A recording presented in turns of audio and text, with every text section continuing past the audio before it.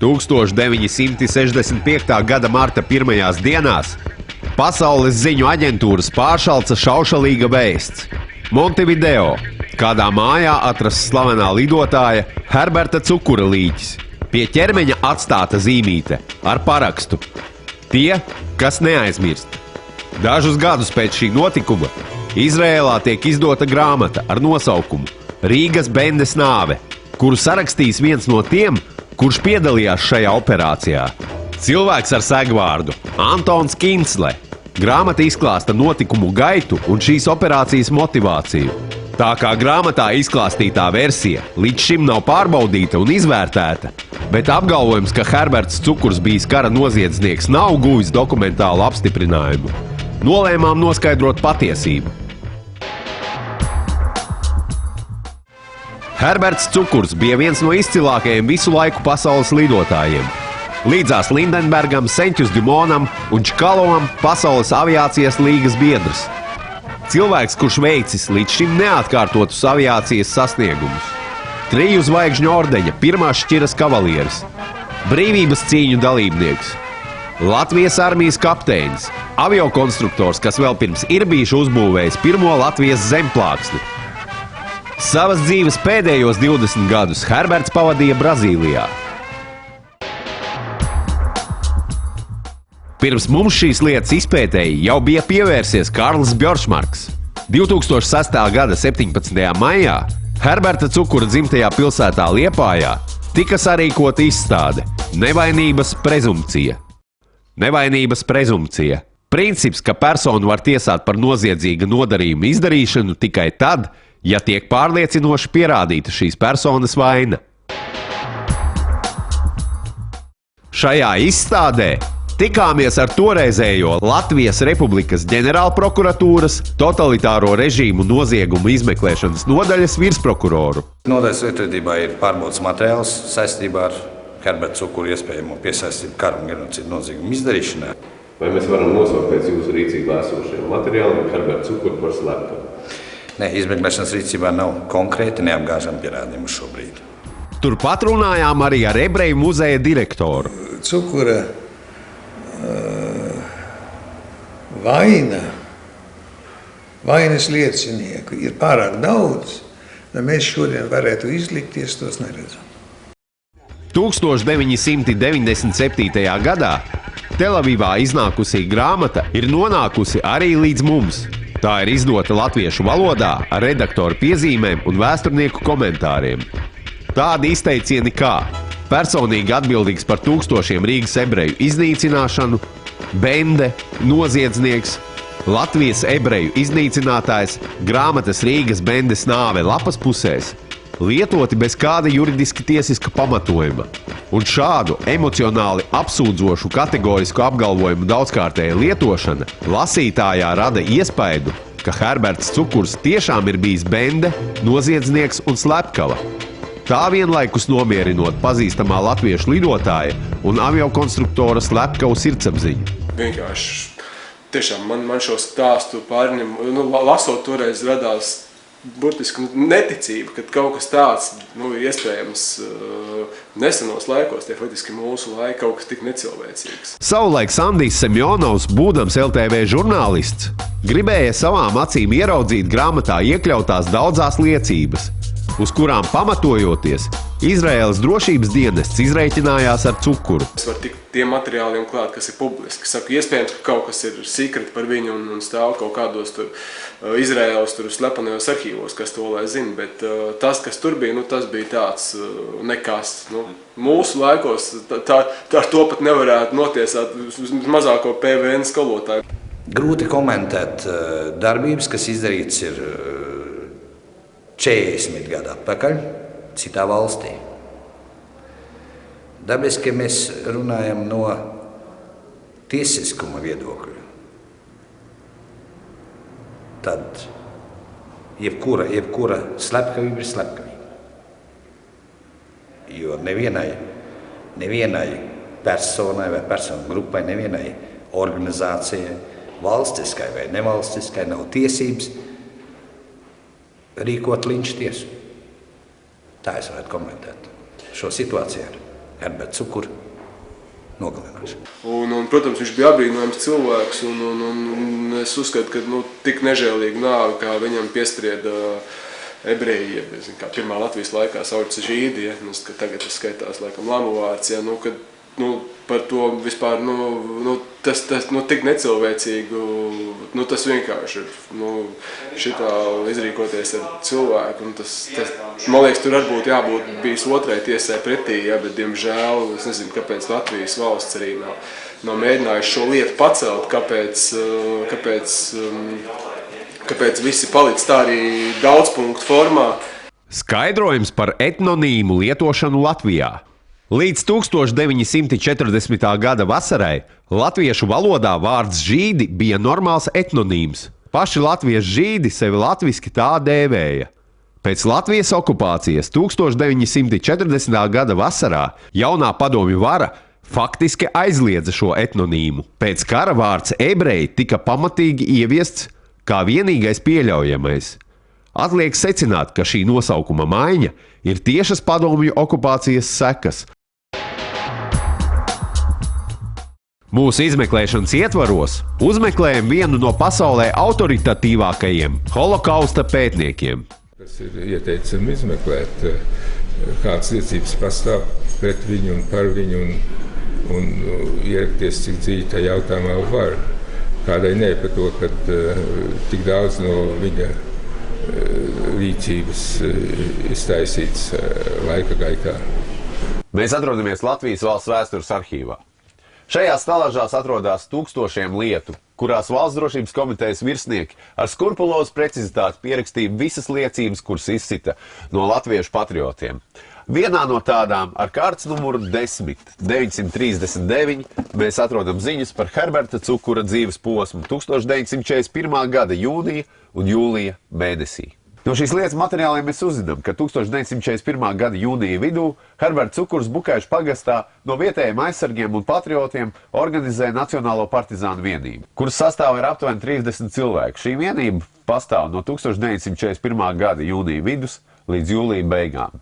Ar viņu personīgo līdzdalību tiek veikti vairāki uzbrukumi no slēpņiem sarkanarmijas daļām pie Tērvetes un Žagares. Savā nepilnu 2 mēnešu pastāvēšanas laikā partizānu vienība saņem gūstā aptuveni 40 krievu kareivju, starp kuriem ir arī vairāki virsnieki. Tā kā Herberta Cukura pēdējais dzīves posms aizritēja Dienvidamerikā, Ziemassvētku laikā no Rīgas lidostas devāmies uz San Paulu, lai tiktos ar vecāko vēl dzīvo Cukura dzimtes pārstāvi, Gunāru, un iespējams arī ar citiem viņa ģimenes locekļiem. Nolaižamies Guerlas starptautiskajā lidostā, kāpjam taksometrā un cenšamies sava galamērķa adresi ieskaidrot taksistam, kurš, paldies Dievam, prot pāris vārdu angliski. Ņemot vērā to, ka taksista zināšanas par megapoli beidzas pirms Riviera Paulista sasniegšanas, no viņa mobilā tālruņa zvanām Gunāram. Viņš izskaidro, kur mums jānokļūst. Pēc aptuveni 30 minūšu brauciena apstājamies pie ēkas ar norādīto adresi – San Paulu jaunās mākslīgi izveidotās ūdenskrātuves malā. Gunārs sagaida ļoti sirsnīgi apskaudams.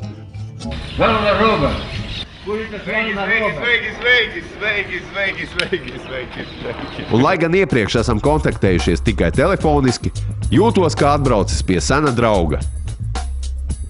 Gunārs joprojām dzīvo tēva izveidotajā darbnīcā, kurā tika labotas lidmašīnas un laivu motori.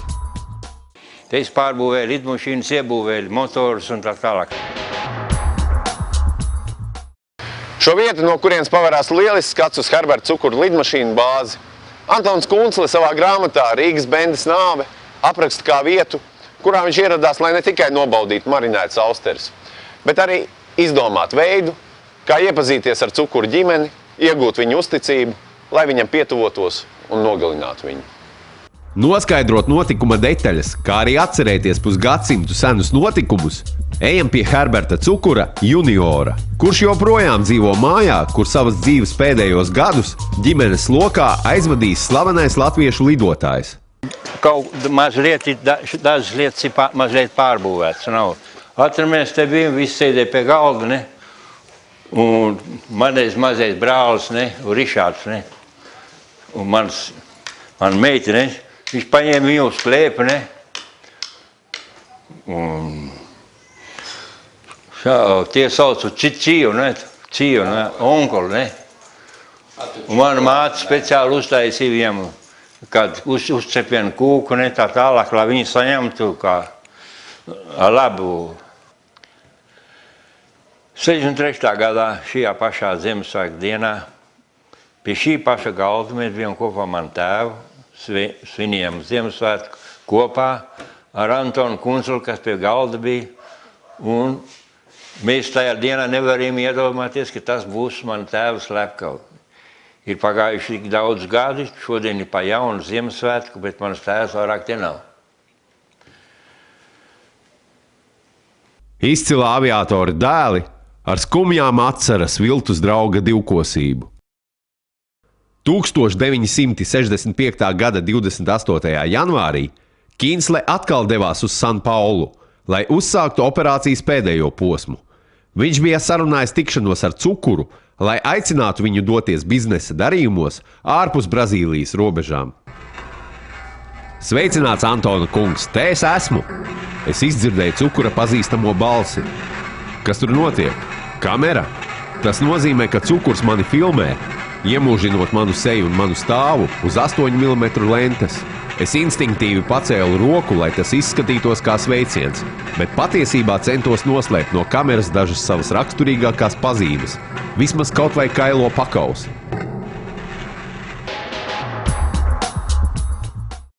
Brazīlijā dzīvo arī Cukura meita. Lidojam uz Rio, lai apciemotu Antinēju Doloresu Risotto. Šī baznīca ir kā lielisks piemineklis vietai, kurā 1946. gadā, ierodoties Brazīlijā, rada patvērumu Herberta Cukura ģimene, izveidojot pirmo darbnīcu Brazīlijā, kurā viņi remontēja absolūti visu, sākot no veciem automobīļiem un laivām un beidzot ar lidmašīnām. Kad notika šī tāda drausmīga apsūdzība, 1950. gadā man bija 16 gadi, jauna meitene, sapņiem. Sapņi kaut stumu laivas, bet es redzēju citas meitenes skaisti apģērbušies. Man gribējās, bet nav svarīgi. Bet tad, kad pateica, ka man tēva tik drausmīgi apvainoja, tas bija tik drausmīga sajūta, ka tā apvainoja. Tad es teicu, te dienā es gāju skolā, es teicu tēvam, es negribēju par skolu šodien. Viņš mums pasauc manu un Gunāru. Viņš teica, es esmu bijis zaudēts, esmu cīnījies karā, Pirmā un Otrā pasaules karā, bet no šīm asinīm manas rokas ir tīras. Bet tī pašā laikā viņš bija viens latviešu virsnieks, viens varonis, kam bija viss šitā te bija iekšā viņam. Tas visiem sāpēm. Viņš teica, ja man kāds jums, es cīnīšos līdz nāvei. Man ir lepnums, ka viņš cīnījās līdz nāvei. Vajadzēja 5 vīrus, lai viņi uzvarētu 5 labi trenētus jaunus puišus. Vajadzēja, lai uzvarētu 65 gadu vecu aviācijas lidotāju kapteini Herberta Cukuru. Es esmu lepna. Tā ir varoņa nāve. Turpinot izsakot grāmatā aprakstītajiem notikumiem, nokļuvām Urugvajā. Mums bija 2 mērķi – atrast māju, kurā tika ievilināts un zvērīgi nogalināts Herberts Cukurs, un inspektoru, kurš izmeklēja šo lietu. Protams, ja viņš pats vēl ir starp dzīvajiem. Viss, kas mums bija – Kīnsles atmiņas grāmatā Rīgas bendes nāve un daži avīžu izgriezumi ar slepkavības aprakstiem un notikuma vietas fotogrāfijām. Savu meklēšanu sākām ar viesnīcas Viktorija Plaza apmeklējumu, kur it kā pirms nozieguma esot apmeties Kīnsle. Tā tiešām bija eleganta istaba pirmšķirīgā viesnīcā ar burvīgu skatu uz pilsētu un apkārtni.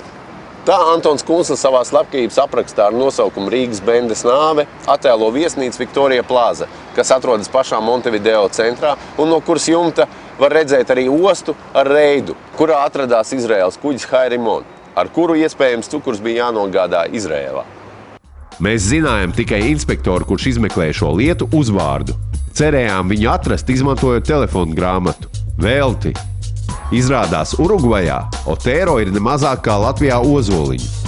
Bez tam policistu un ekspolicistu adreses. visā pasaulē ir noslēpums.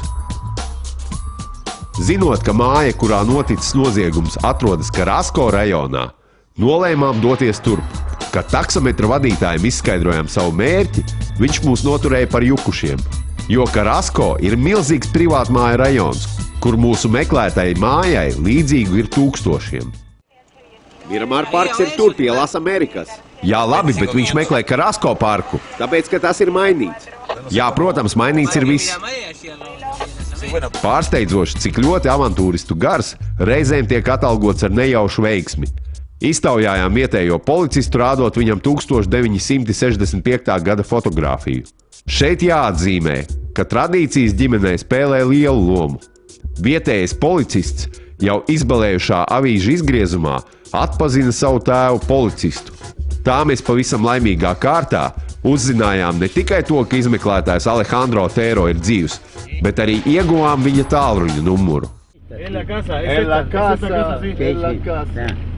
¿Qué te parece, Cholito? Te quiero mucho. Muchas gracias. Bez tam tikām arī pie gida, kurš mūs aizveda līdz meklētājai mājai.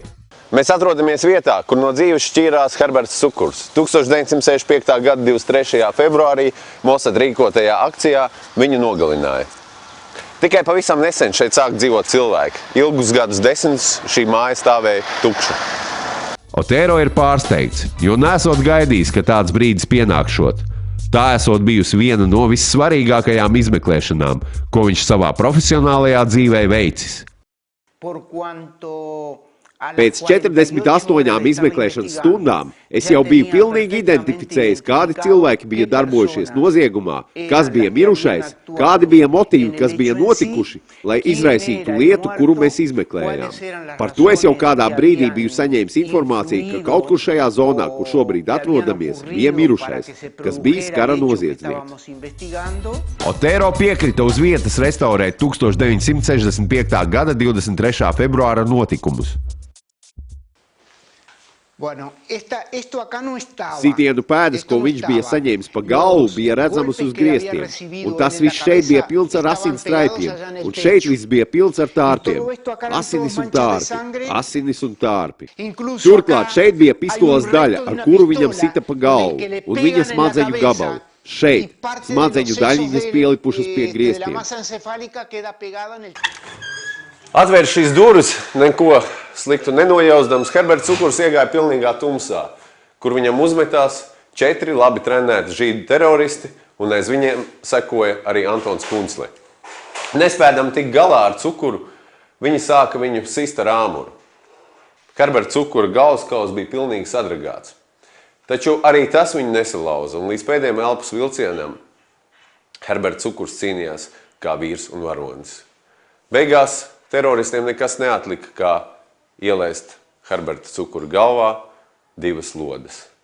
Tieši šī vietā no dzīves šķīrās viens no izcilākajiem latviešiem.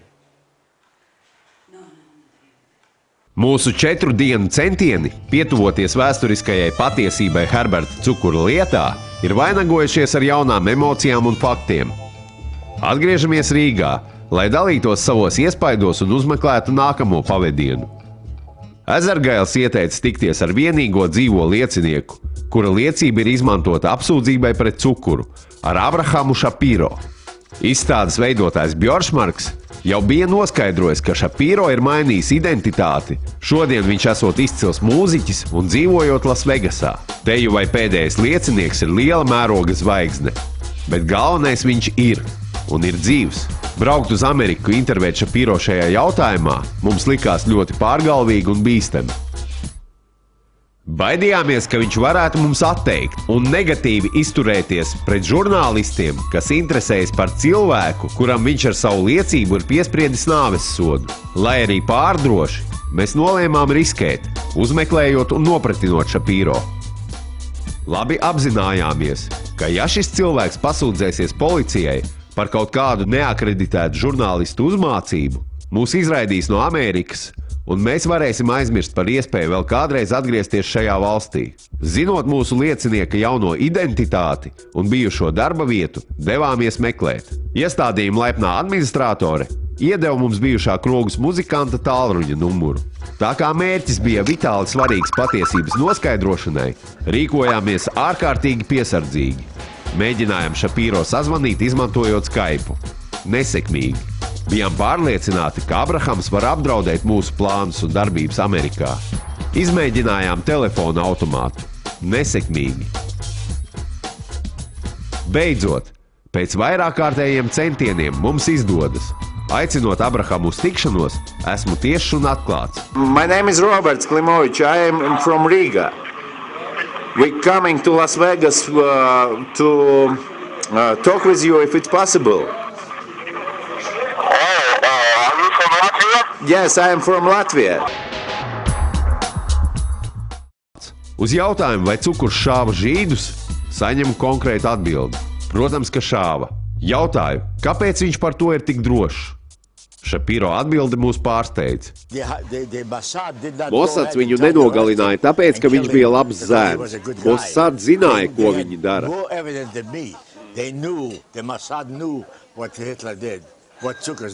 Es metos iestarpināt, ka Mossad cukuru nogalināja balstoties uz Šapīro liecībām, kuras ir minētas arī grāmatā. Viņi to nedarīja manas liecības dēļ. Mossad to saka grāmatā, tāpēc, ka es tā liecināju. Mūsu paranoitiskās bailes izgaist kā nebijušas.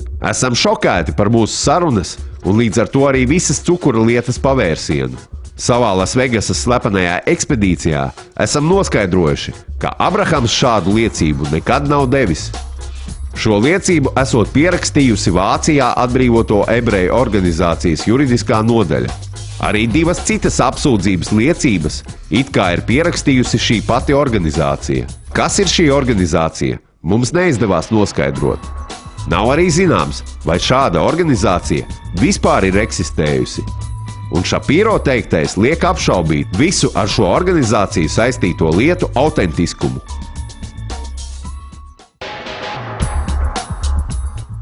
Holokausta eksperts profesors Andrievs Ezargailis 2006. gadā raksta: filmu taisītāju nopelns ir bijis pārmainīt jautājumu no cik ebreju cukurs nošāva uz vai viņš nošāva jebvienu ebreju, kas pamatā izriet no demokrātisko sistēmu nevainības prezumpcijas.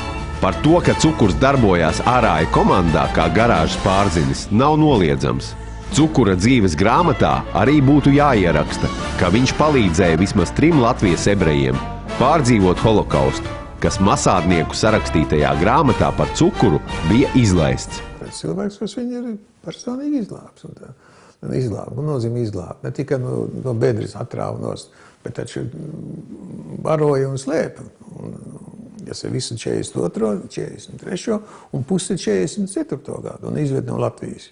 Es visas glābējus jau neizlieku visus, bet ir tajos monitoros šeit būs visi, kuri mums ir glābēji iekšā, visas fotogrāfijas.